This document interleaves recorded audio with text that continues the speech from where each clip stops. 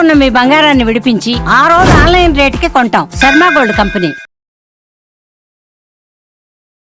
నమస్తే, welcome to Suman TV. నేను మానస. ఈరోజు మనతో పాటు ఉన్నారు జ్యోతిష్య రత్న, జ్యోతిష్య చక్ర వైభవ నిపుణ డాక్టర్ రాళ్లపల్లి రవికుమార్ గారు.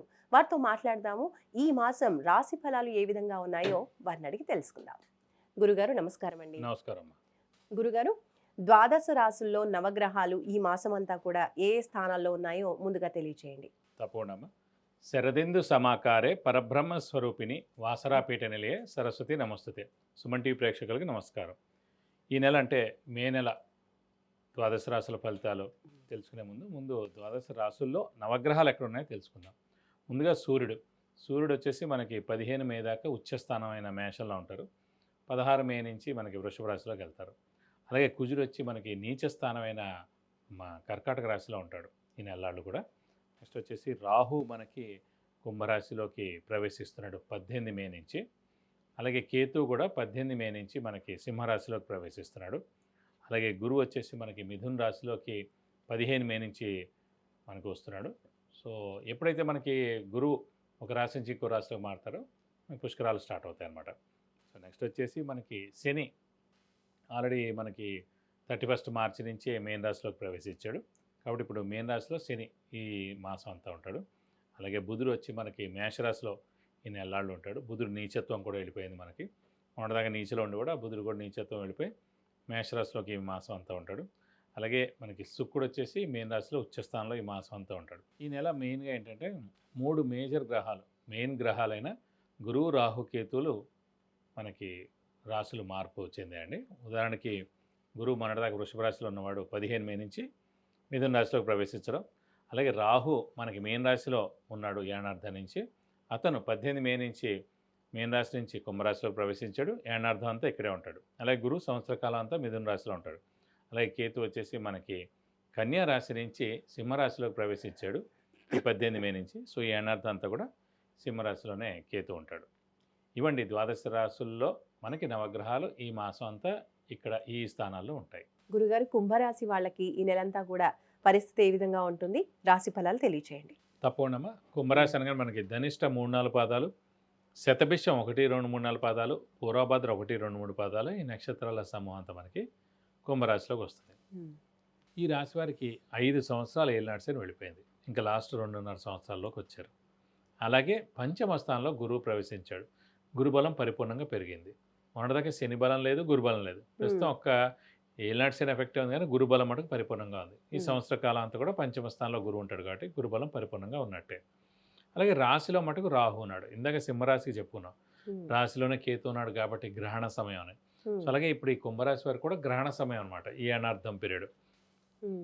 అంటే వీరు ఎంత మంచిగా ఉన్నా, హెల్పింగ్ నేచర్ ఉన్నా, కష్టాల్లో ఆదుకున్నా, వీళ్ళు చేదోడు వాదోడుగా ఉన్న, డబ్బులు ఎవరికైనా ఇచ్చినా, మాట సహాయం చేసినా, అన్నీ చేసినా కూడా ప్రస్తుతం మటుకు రాశిలో రాహు ఉండడం చేత ఇది గ్రహణ సమయం లాంటిది కాబట్టి వీళ్ళని ఎక్కువగా అంటే కుంభరాశి వారిని ఎవరెవరు తిడుతూ ఉండడం, ఇదివరకు వేరేగా ఉండేవాడు ఇప్పుడు వేరేగా ఉన్నాడు అనడం, వాడు మారిపోయాడు అనడం, హెల్పింగ్ చేయట్లేదు అనడం, ఫోనే ఎత్తట్లేదు అనడం, ఇలాంటివన్నీ అనవసరమైన మాటలన్నీ పడుతూ ఉండాలి.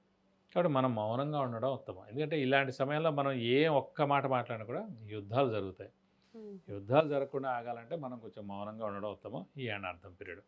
రాశిలో రాహునందుకు పాముల కల్లో కనిపించడం, స్ట్రెస్, స్ట్రెయిన్, మానసిక ఆందోళన ఎక్కువగా ఉండడం ఇలాంటివి జరుగుతాయి. అలాగే ద్వితీయ స్థానంలో శని ఉన్నాడు.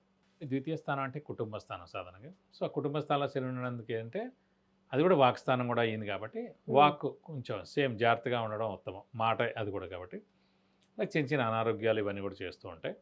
కాబట్టి మౌనంగా ఉంటే సరిపోద్దండి.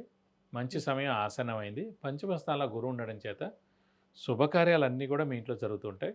విందు వినోదాల్లో పాల్గొంటారు, మిత్రులను కలుస్తారు. వ్యాపారస్తులకి మిశ్రమం అని చెప్పుకోవచ్చు.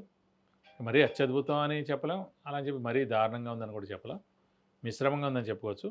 అలాగే మెయిన్గా గురువు ఉండడం చేత నిరుద్యోగులు ఉద్యోగం రావడం, ఉద్యోగస్తులకి promotions, name and fame, boss నుంచి మన్నన, అలాగే ఫారెన్ టూర్ విజిట్స్, అసైన్మెంట్స్ రావడం, అవివాహితులు వివాహం అవడం, సంతానం లేని వారి సంతానం కలగడం, ఇలాంటివన్నీ కూడా జరుగుతాయి. తీర్థయాత్రలు చేయడం, దేవదర్శనం చేసుకోవడం, గురువుని దర్శించడం, గురువు యొక్క బ్లెస్సింగ్స్ పొందడం, ఇవన్నీ కూడా జరుగుతూ ఉంటాయి. అలాగే మెయిన్గా అదృష్టకారకుడు, యోగకారకుడు, లక్ ఫేవర్ చేసే గ్రహమైన శుక్రుడు ఉమ్, ఈ కుంభరాశికి ఉచ్చ స్థానంలో ఉన్నాడు కాబట్టి ఆర్థికంగా చాలా బాగుంటుంది ఈ నెలలు. ఆరోగ్యపరంగా కూడా బాగానే ఉంటుంది. అలాగే వెహికల్ కొనేందుకు కూడా అవకాశాలు ఎక్కువగా ఉన్నాయండి. ఎందుకంటే శుక్రుడు ఉచ్చలో ఉన్నాడు, అదృష్టకారకుడు కాబట్టి. సో అన్ని విధాలా నన్ను అడిగితే ఈ పూర్వ నెల కన్నా ఈ నెల అత్యద్భుతంగా ఉందని చెప్పుకోవాలి. గురుగారు, వివాహ స్థానం కూడా బాగుంది అంటున్నారు కదా, అయితే ఈ నెలలో కుంభరాశి వాళ్ళకి వివాహ ప్రయత్నాలు చేస్తే సఫలీకృతం అయ్యే అవకాశాలు ఉన్నాయా? అంటే మెయిన్గా వివాహ కారకుడు సాధారణంగా శుక్రుడు అండి ఎవరికైనా సరే. ఉమ్, అలాంటి శుక్రుడే ఉచ్చలో ఉన్నాడు మెయిన్గా. ఇది కాకుండా గురువు అనేవాడు పంచమ స్థానంలో ఉన్నాడు. ఉమ్, సో అత్యద్భుతమైన స్థానంలో గురువు ఉన్నందుకు ఏంటంటే అవివాహితులు ఖచ్చితంగా వివాహం అవుతుంది. లేదంటే ఈ నెలలో కుదరడం కానీ, ఎంగేజ్మెంట్ అవ్వడం కానీ, ఉమ్, లేకపోతే మాట ఇవ్వడం కానీ, లేకపోతే Hmm. అమ్మాయి మన అమ్మాయిని అనిపించుకోవడం కానీ, ఇవన్నీ కూడా ఖచ్చితంగా జరుగుతాయి. ఏదైనా సరే మానవ ప్రయత్నం అండి. ఏదైనా సరే హార్డ్ వర్క్ చేస్తేనే ఇవన్నీ జరుగుతాయి. హార్డ్ వర్క్ చేయకుండా జరగదు.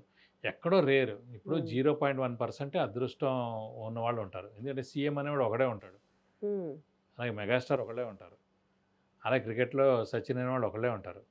అన్నీ కూడా 0.1% ఉంటాయి. ఈ అదృష్టం సంబంధించిన ఈ పెద్ద పెద్ద పోస్టులు కానివ్వండి, పెద్ద పెద్ద స్థానాలు కానివ్వండి. ఉమ్, సో ఇవన్నీ కూడా రావాలంటే అందరికీ అదృష్టం అంటే అందరి జీవితాలు ఇలా ఉండవు.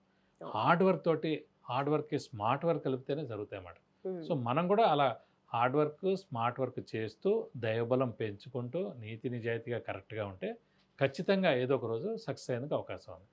కాబట్టి ఖచ్చితంగా ఈ నెలల్లో జరిగేందుకు అవకాశాలు ఎక్కువగానే చెప్పుకోవచ్చు. మరి సంతానం కోసం ప్రయత్నించే వాళ్ళకి, కుంభరాశి వాళ్ళకి ఈ మాసంలో సంతాన యోగ్యత కలిగే అవకాశం ఉందంటారా? మెయిన్గా సంతాన కారకుడే గురువు అండి. సంతాన స్థానం పంచమ స్థానంలోనే ప్రస్తుతం కుంభరాశి వారికి గురువు ఉన్నాడు. సంతాన కారకుడు సంతాన స్థానంలో ఉన్నాడు కాబట్టి ఖచ్చితంగా సంతానం లేని వారికి ఈ సంవత్సరం సంతానం కలిగేందుకు అవకాశాలు ఎక్కువగానే. సో మీరు కూడా మానవ ప్రయత్నం చేయండి, దైవబలం పెంచుకోండి. ఏ గ్రహం అయితే బాలేదో ఆ గ్రహానికి జపం చేయించుకోండి. ఈ లోపల ఖచ్చితంగా ఈ సంవత్సరం సంతానం కలిగేందుకు అవకాశాలు 100% ఉన్నాయి. మరి కుంభరాశి వాళ్ళకి ఇంకా ఈ మాసం అంతా కూడా బాగుండడం కోసం ఏ పరిహారాలు పాటించాలంటారు? అంటే ప్రస్తుతం వీరికి ఇంకా ఏలినాటి ఎఫెక్టే లాస్ట్ 2.5 yearsలో ఉంది కాబట్టి వీళ్ళు ఫిక్స్డ్గా ప్రతి శనివారం ఉపవాసం ఉంటే బెస్ట్. అలాగే ఆంజనేయ స్వామి, అలాగే వెంకటేశ్వర స్వామిని ఎక్కువగా ఆరాధిస్తే మంచిది. ఆంజనేయ స్వామి అష్టోత్తరం, వెంకటేశ్వర స్వామి అష్టోత్తరం ప్రతిరోజు చదువుకుంటే మంచిది. బుధవారం, శనివారం వెంకటేశ్వర స్వామి టెంపుల్కి వెళ్ళి 40 ప్రదక్షిణాలు చేయడం, మంగళవారం, శనివారం ఆంజనేయ స్వామి టెంపుల్కి వెళ్ళి 40 ప్రదక్షిణాలు చేయడం, వడమాల సమర్పించడం, సింధూర పూజ చేయించడం, తమలపాకులు పూజ చేయించడం, ఇవన్నీ చేశాక దోషం ఎలాంటిది ఉన్నా కూడా శని యొక్క దోషం తొలపై మీకు అన్ని విధాలా మంచి చేకూరుతుంది. విద్య, ఉద్యోగం, వ్యాపారం, వాహన యోగం, గృహ యోగం, ఇంకా ఇలాంటి ఎన్నో విషయాలకు సంబంధించి మీరు గురుగారి నుంచి అపాయింట్మెంట్ ద్వారా తెలుసుకోవాలి అనుకుంటే స్క్రోల్ అవుతున్న నంబర్కి కాంటాక్ట్ చేయండి. రైట్ గురుగారు, కుంభరాశి వాళ్ళ రాశి ఫలితాలు తెలియజేసినందుకు ధన్యవాదాలు. నమస్కారం.